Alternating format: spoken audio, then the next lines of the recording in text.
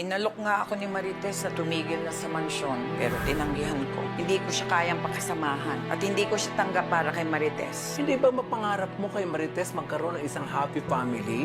Si Ramon at si Tanggol na yun. Pinatakbo ka namin para sa pamilyang ito, hindi para sa mga ambisyon mo! Hindi niyo ako mapapasunod! Alam ko kung bakit ako tumakbo bilang mayor at hindi ako susunod sa inyo! Tanggol! Di ba tayo tapos? Kapag nanalo si Tanggol bilang mayor, matatapos na rin ang paghari-harian ng mga girero.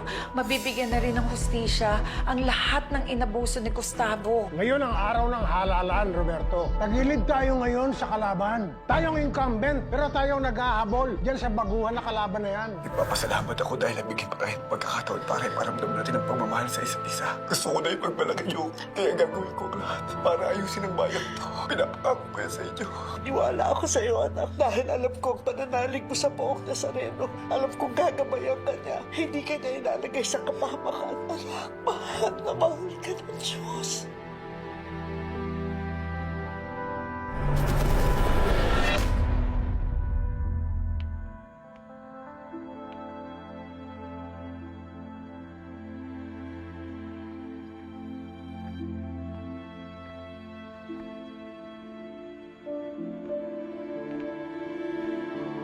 Kamusta na yung sugat mo?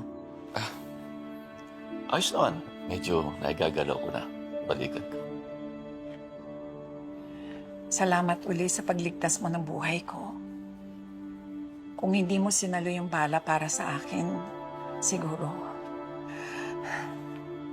pinatay na ako ni Pilar. Ang mahalaga, ligtas ka. Hindi ko mapapatawad ang sarili ko kapag may nangyari sa'yo. Alfredo, gusto kong humingi ng tawad sa'yo sa nangyari sa atin. Hindi na kita binalikan nung nakatakas ako kay Gustavo. Wala kang dapat hingin ng tawad.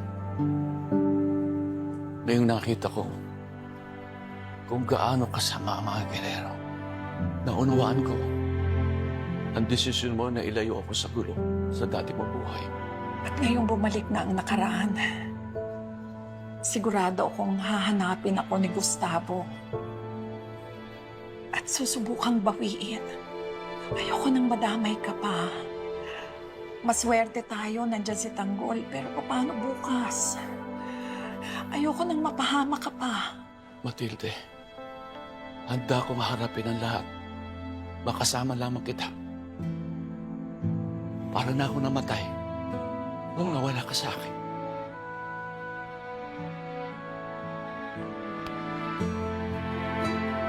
Ngayon magkasama ulit tayo. Muli ko naramdaman kung paano mabuhay. Kaya hindi ko hayaan na mawala ka sa akin.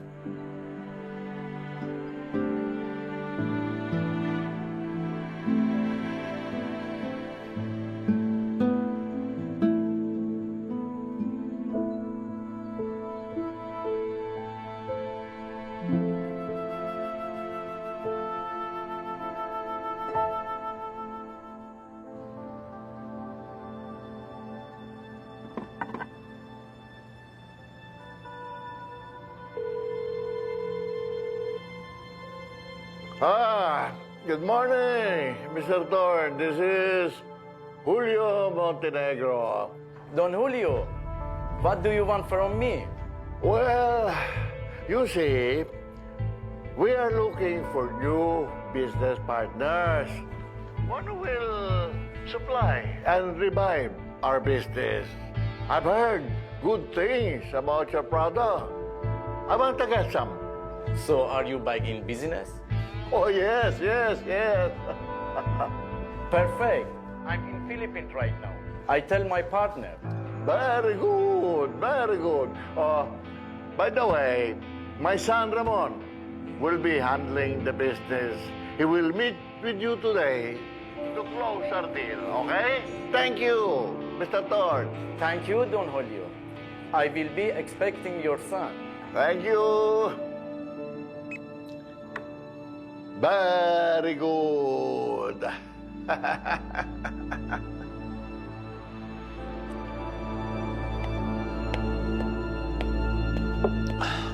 Ninong, Blanco, ngayong araw na ang eleksyon, hindi natin alam kung anong binabalak ng mga gererong yan. Ang gusto ko, pagdating natin sa presinto, nakahanda tayo. Ayoko nang maulit pa yung nangyari nung motorcade at meeting the base. Nagkakaintindihan pa tayo. Oo, Ninong. Ako na ang bahala. Ihanda ko na yung mga tao natin. Very good.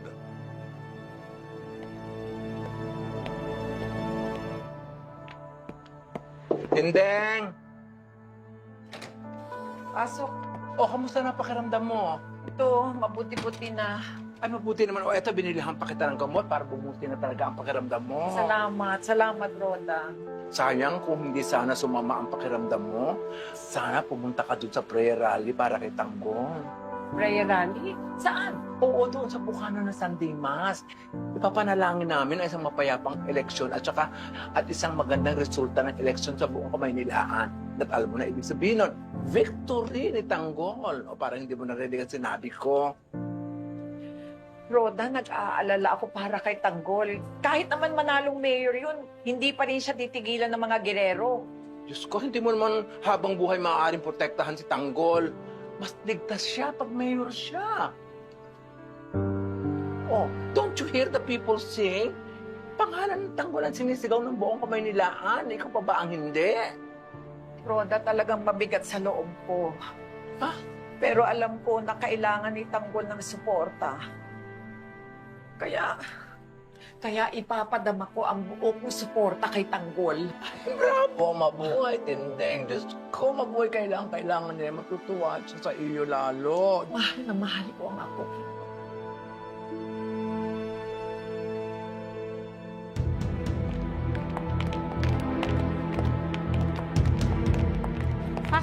Faster! Sandy, ano na? Diretso na kayo ng What's the monitoring update? group. Ano, Sandy? May Anong mga balita? watchers na ho tayo sa lahat ng polling center. Tapos, eto, set up na natin ang monitoring room. Itatali natin yung numbers na galing sa watchers at saka yung galing sa NEC server. Sandy, siguraduhin mo na ready tayo sa lahat ng posibleng mangyari, ha?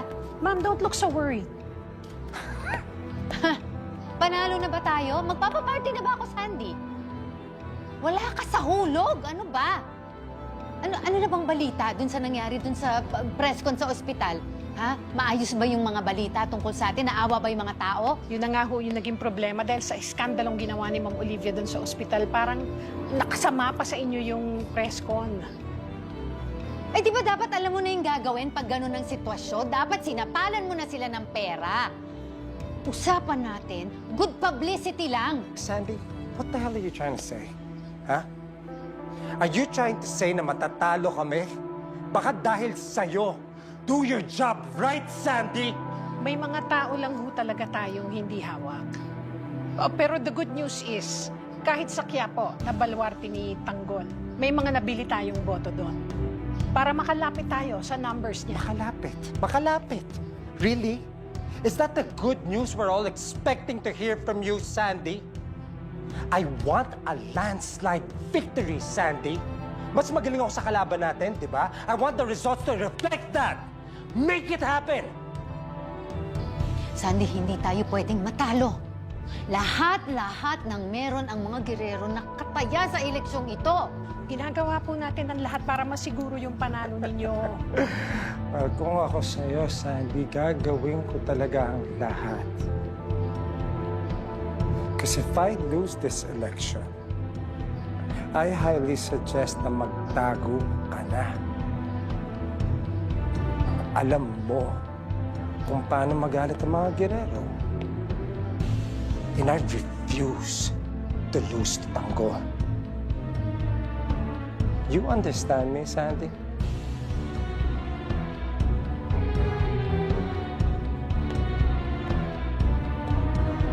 Tindeng! Diyos ko! Look, oh, tingnan mo, Tindeng. Tingnan yung Tindeng, oh. Nakakaloka, oh. Tindeng, oh. Mayor, ano po nangyari kay Doña Pilar? Balitaan po namin, nabaril po siya. Si Doña Pilar Guerrero ay ambush at nabaril. Sa kasalukuyan ay siya ay nasa critical condition. At hiningi po namin ang iyong pag-intindi na sana po ay samahan niyo kami sa aming pagdarasal na makarecover po ang aming mahal na ina. Buhay si Pilar? Oo. At ginagamit nila si Pilar para makakuha ng simpatya sa mga botante. Naku, don't worry, Tinding. Matalino na ang mga butante ngayon. Alam nila kung sino nagsisinungaling at kung sino nagsasabi ng totoo. Roda, marami pa ring maloloko ang mga girero. Kaya nga kailangan bumoto tayo ng tama. Kailangan ipakita natin sa mga pulpul na politiko na hindi na tayo naapektuhan ng kanilang paawa effect.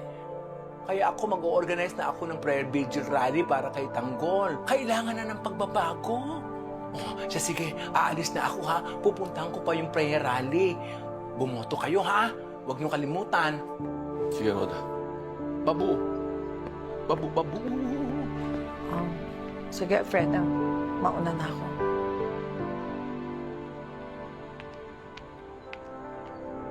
Sandy, na-distribute na ba ang mga envelope sa mga leader ng barangay? Opo. Okay. Yung tao natin sa City Jail na-guarantee na i-release ang mga inmates para bumoto sa atin. Yung kanilang pera ka ng bahala. Where the hell are the flying voters? Handa na ba sila, Sandy? Opo. May mga bus tayo ng flying voters galing Cavite tsaka Rizal. Hinahatid na ho sila ngayon papunta sa presinto para bumoto. Hindi sapat yung magdagdag ng boto sa atin. Ang dapat, mabawasan yung boboto sa kalaban.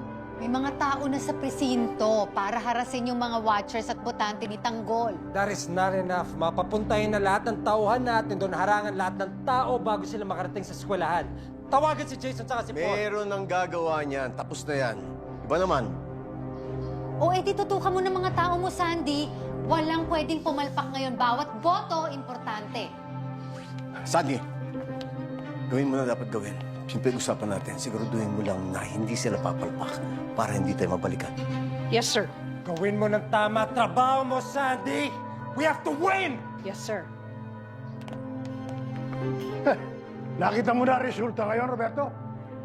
Hindi lang isang gabi ang paghahanda sa eleksyon. May panahon, pera, koneksyon. Yan ang pinaghahandaan. Nasa atin na lahat, pero hindi natin pinakinabangan. Nasaan tayo ngayon? Nasa laylayan tayo. Naghahabol. Sinasabi ko sa iyo, Roberto, hindi ako nakahandang matalo sa eleksyon ito. Papa, sa lahat ng laban ng pamilyang ito, sinamahan kita. Kaya hindi na bago sa akin to. Pati yung gera, nagandaan ko. Dahil Montenegro ang kalaban. Pero may mga bagay na hindi ko kontrolado. Hindi ito dahil sa kapabayaan, pero resulta to ng pinagkagawa ng pamilyang ito. Dahil hindi niyo binigyan ng halaga kung ano ang nakataya. Are you blaming the family? The question here, Kuya, is this the best job that you can do? Do you think this is important to me?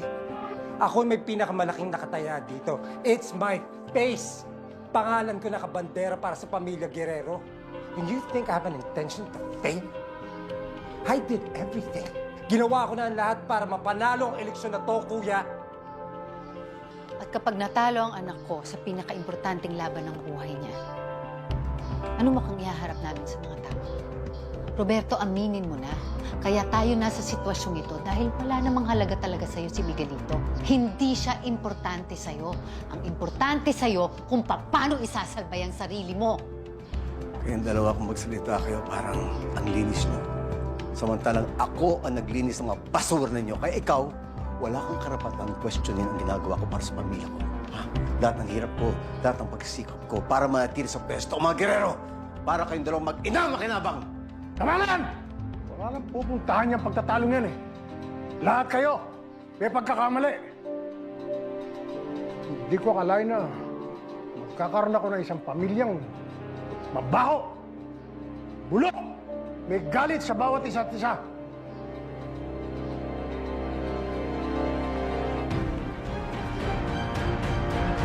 Ramon, may nakausap akong supplier mula sa ibang bansa. Magpapadala sila ng shipment bukas. Buti na lang, hindi nakarating siya ang nangyayari sa mga kon.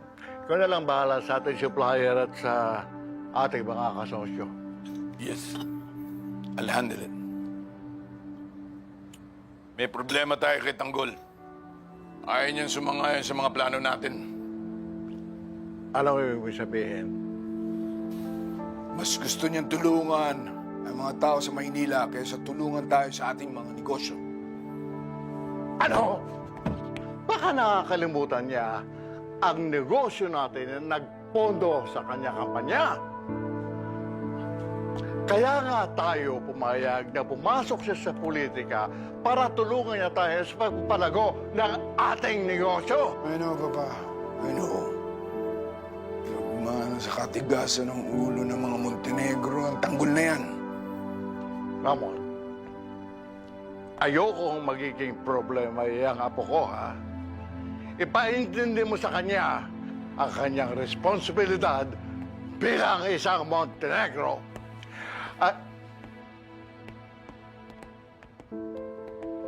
Lo, Ano itong sinasabi sa akin ng ama mo? Hindi ka raw tutulong sa pagpapalago ng negosyo ng mga Montenegro? Ano? Susuwagin mo ako? Alam mo naman kung bakit ka namin inilagay sa politika para tulungan kami na palaguin ang negosyo ng mga Montenegro.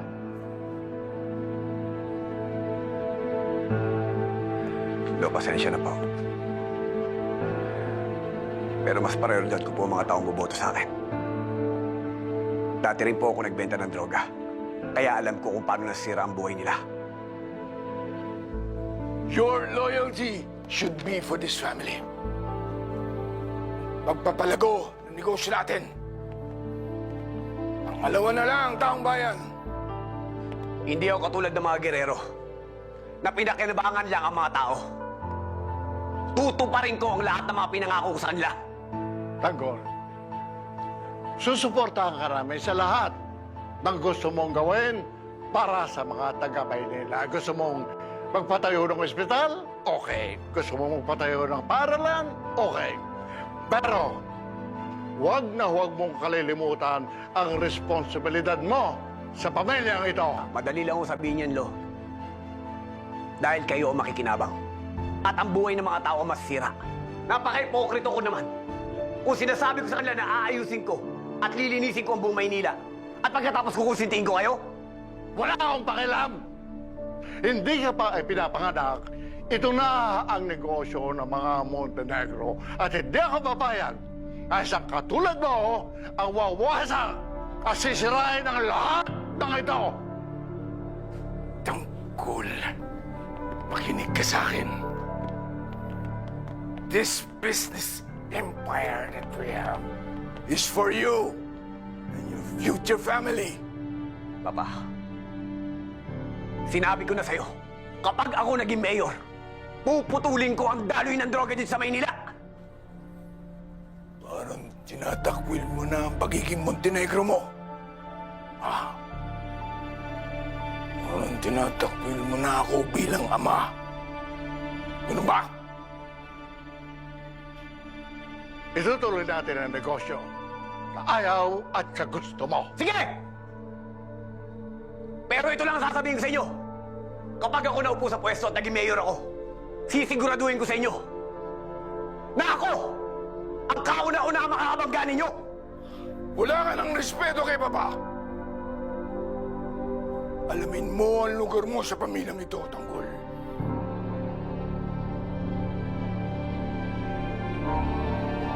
Hoy! Hey! Suwail ka ka na! Hoy!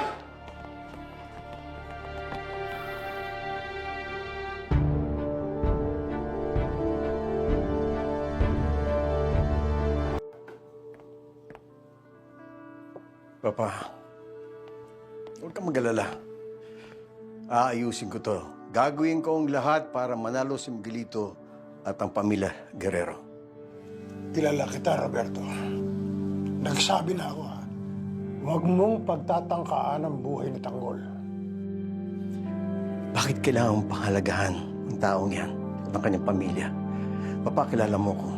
Hindi ko hayaang malubog ang pamilya natin. At kung madamay man yan si Tanggol sa lahat ng gagawin ko, Hindi ko na yung matatansya. Wala na yun sa kamay ko. Importante sa akin, manalo ang mga Guerrero. Pero hindi kapalit ng buhay ng isa pang Guerrero. Pamilya ko si Tanggol. Apo ko siya. Dapat walang masamang mangyari sa kanya. Sa matang Tanggol, kalabang ka pa pa. Baliktarin mo man ang mundo. Sigurado kong Montenegro ang pipiliin niya. Kaya pag-isipang mabuti yung taong sasagipin mo na hindi ka tutuklawin sa uli. Bakit ba binibigyan mo ng importansya ang taong yan? Hindi mo siya nakasama. Hindi mo siya pinalaki. Dahil apo ko siya kay Matilde. At si Matilde, ang tanging babaeng totoong minahal ko. Hindi ang nanay mo.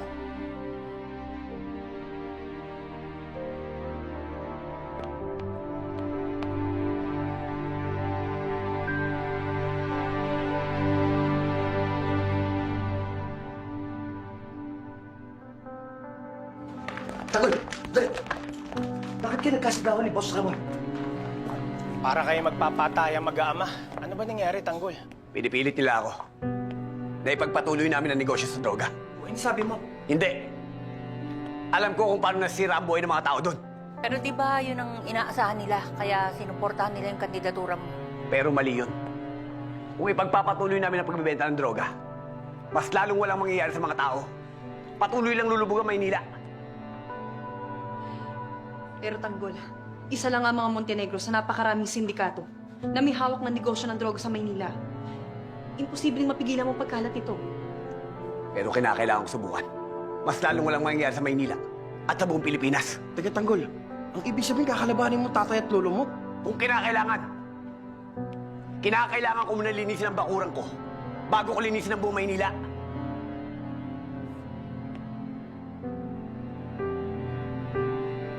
Ano bang nangyayari sa pamilya ito? Bakit hindi mo makontrol yung anak mo? Pinagsabihan ko na siya, Papa. Hindi siya nakikinig. Hindi ako mapayag na isa ring Montenegro magiging dahilan ng pagbagsak ng ating pamilya. Hindi ko palalagpasin ang pambabastos niya sa sarili niyang pamilya. Hindi lang ito usapang respeto, Ramon. Negosyo ng pamilya ang nakasalalay dito. Gagawan ko ng paraan to. Naguguluhan lang siya ngayon, Papa. Nabubulagan siya sa prinsipyo at ambisyon niya bilang isang mayor. Kung sa bagay, hindi siya lumaki sa atin. Mahirap pasunurin niya batang iyan. Hindi natin siya madadaan sa dahas o sa parsahan.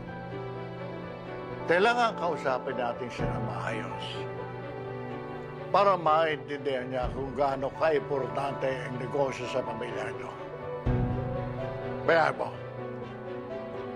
Ako ang kakausap sa kanya. Paalis na rin kami.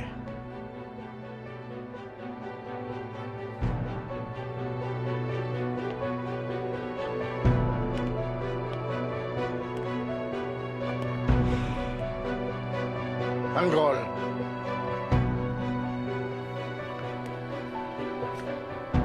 Pasensya na kung napagtasa ka namin ang boses kanina. Sana maintindihan mo ang pinanggagaling ng galit namin ng iyong ama. Pasensya na rin, Lolo. Pero hindi ko masusunod ang inuutos niyo. Kapag ako naging mayor, hihinto ang kalakaran ng droga dito sa Maynila. Saka natin pag-usapan ang lahat ng yan.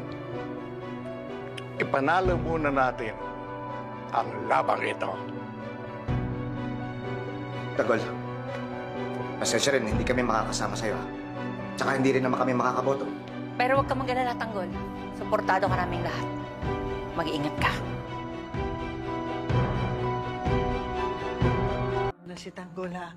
Gusto ko nasa tabi ko ni Tanggol habang bumuboto siya para maramdaman niya na proud ako bilang nanay niya. Hindi na muna ako sasama sa inyo. Alam niyo naman ang sitwasyon ko.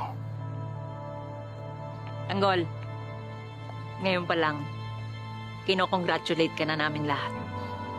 Oo nga, Tanggol. Kita naman na mahal ka ng bayan at ng mga tao. Basta kahit anong mangyari, Tanggol, lagi lang nasa likod mo kami.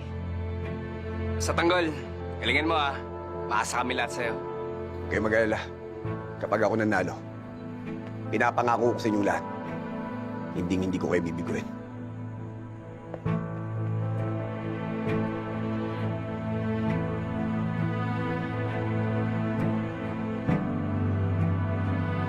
Oh, tara na, Tanggol. Oo nga, may prayer rally pa tayo, Tanggol. Mauna na kami, ha? Kayo nang bahala, ha? Pagdasal nyo kami, si Tanggol, ha? Sige pa.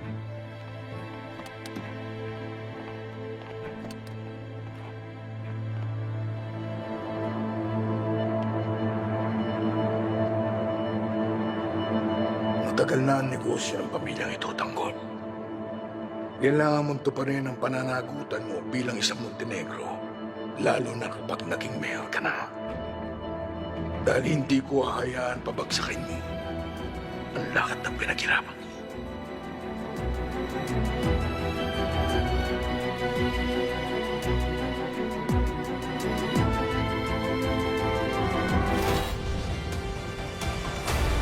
Hoy! Ano yan? Tapos na yung panahon ng kampanya! Makinig kayo! Kapag nanalo to, walang gagawin matino yan. Sisirain yung buong Manila. Nagkakamali ka dahil pagkaupo ko, tatanggalin ko lahat ng kaluwag! At ikaw, ang uunahin ko! Dito pa lang tatapusin ang dahil ka! Sige, putok mo! Putok mo! Ako pala kita. Hindi kita kanugot. Ayaw mong pumatay sa kapatid ko at hindi ko kayo mapapatawad. Hindi, matagal kitang hinanap. Dahil sinira mo ang buhay ko. Kaya minahal kita. Magpapakaya na kayo! Ang makisig niyong mayor, may pusong babae! Binabae! Si Miguelito ay anak ni Don Gustavo at ng pokpok na Jackie yan! Sobra ka na!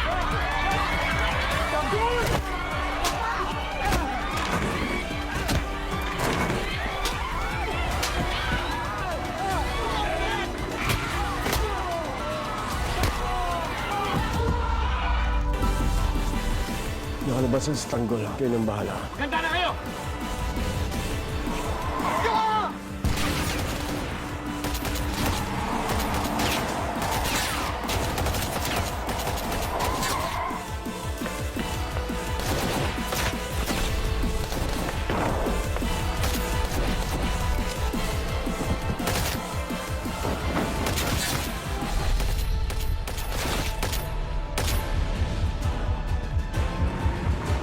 Let's go, boys! Bilis, taro!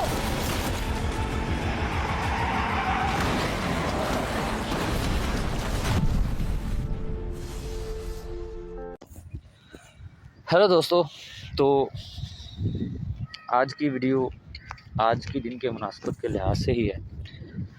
जैसा कि आप लोगों को पता है कि आज है 14 अगस्त, आज है हमारा योम पाकिस्तान, ठीक है, इंडिपेंडेंस डे इंग्लिश में आप अगर हम बोलें, आज़ादी का दिन। और ये वो दिन है जब पाकिस्तान 14 अगस्त 1947 को माज़रे वजूद में आया था। और ये वो दिन है जो कि बाबा क़ायद आज़म के लिए बहुत खुशी का दिन था और मुसलमानों के लिए भी ये दिन बहुत खुशी का दिन था। लेकिन मैं वो जज्बाती बोल नहीं बोलना चाहता आज भी इस वीडियो में, क्योंकि इस पाकिस्तान के बनने के बाद हमने इस पाकिस्तान के बनने का हक अदा नहीं किया। और ये बात हम सब लोगों में से बहुत से लोग जानते हैं कि वाकई पाकिस्तान के बनने के बाद हमारी कौम ने इसका हक वाकई अदा नहीं कर पाई। आज पाकिस्तान को बने 75 साल हो चुके हैं और हमारी कौम एक ऐसी कौम बन चुकी है जो कि अगर हम किसी आउट ऑफ कंट्री जाएं तो हमें इस सबसे पहले ये पूछा जाता है कि आप पाकिस्तानी हैं, और अगर हम कहें हाँ तो फिर कहा जाता है वो बेईमान लोग। ठीक है, उसके रीज़न क्या है? अब मेरा एक दोस्त दुबई है, वो मुझे बता रहा था कि दुबई वालों ने ना पीछे एक स्कीम लॉन्च की थी कि कोई भी बंदा, चाहे वो आउट ऑफ कंट्री है, किसी और कंट्री से भी है, वो बंदा लोन ले सकता है और अच्छा खासा लोन ले सकता है, यानी कि 10 लाख, 20 लाख, 30 लाख, ठीक है। वो प्रॉपर्टी के लिहाज से, आप काम क्या करना चाहते हैं बिजनेस के लिहाज से, 20-30 लाख, 50 लाख तक लोन ले सकता है, चाहे वो कोई अमेरिका से बंदा आया हो, चाहे वो इंडियन हो, चाहे वो पाकिस्तानी। ज़ाहिर सी बात है, ये आउट ऑफ कंट्री जो लोग थे, ओवरसीज़ लोग थे, दुबई के लिए उनके लिए एक बहुत फ़ायदे वाली चीज़ थी, उनके लिए एक बहुत अच्छी चीज़ थी। तो होता क्या है दोस्तों कि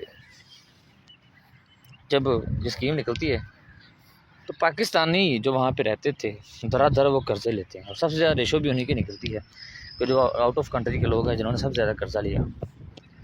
कोई बात नहीं, अच्छी बात है आप लोगों ने कर्ज़ा लिया, लेकिन वो कर्ज़ा लेकर उनकी अदायगी की ही नहीं और उनकी अदायगी के वक्त वहाँ से भाग गए। और जब आपको ये भी पता होगा कि जब कोई एक कंट्री से दूसरी कंट्री में जाता है तो उसका कोई भी जुर्म हो उसको कोई नहीं पकड़ सकता, ठीक है, क्योंकि वो उसने कंट्री ही चेंज कर ली। तो क्या होता है कि वो वहाँ से जब लोन की अदायगी का टाइम आता है तो पाकिस्तानी वो सारे वहाँ से जो है ना वो भाग जाते हैं। और आज ये हाल है कि दुबई में ख़ासकर पाकिस्तानी अगर अपना नाम बता दें कि हम पाकिस्तानी हैं तो सबसे पहला लफ्ज़ जो उनकी तरफ से सुनने को मिलता है वो बेईमान लोग, ठीक है। इसी चीज़ को हम अपने मुल्क में भी देख सकते हैं। 1947 के बाद सबसे बड़ा हमारा अलमिया ये है कि हमें कोई अच्छा सियासतदान ही नहीं मिला, हमें कोई अच्छा रहनुमा ही नहीं मिला, हमें कोई अच्छा पॉलिटिक्स मिला ही नहीं। हमारा कोई वज़ीर आज़म जो इस मुल्क को चलाने वाला बंदा होता है वो हमें अच्छा मिला ही नहीं, जिसकी वजह से क्या हुआ कि हमें जो है वो आज का हर पाकिस्तान का हर फर्द करप्ट है, ठीक है। चाहे वो छोटे से छोटा मज़दूर हो, चाहे वो छोटे से छोटा कोई भी छोटा काम कर रहा हो, वो करप्ट है। उसकी रीज़न क्या है?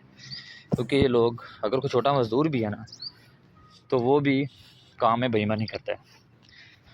तो ये चीज़ है कि हमारा पाकिस्तान बनने के बाद भी हमने कुछ ऐसा नहीं किया जो कि कायदे आज़म का मोटिव था, हम उस मोटिव पर भी पूरे नहीं उतर सके, ठीक। अगर हम उस मोटिव पर पूरे उतरते तो आज पाकिस्तानी कौम एक बहुत अच्छी कौम होती, ठीक है जी, लेकिन हम उस मोटिव पर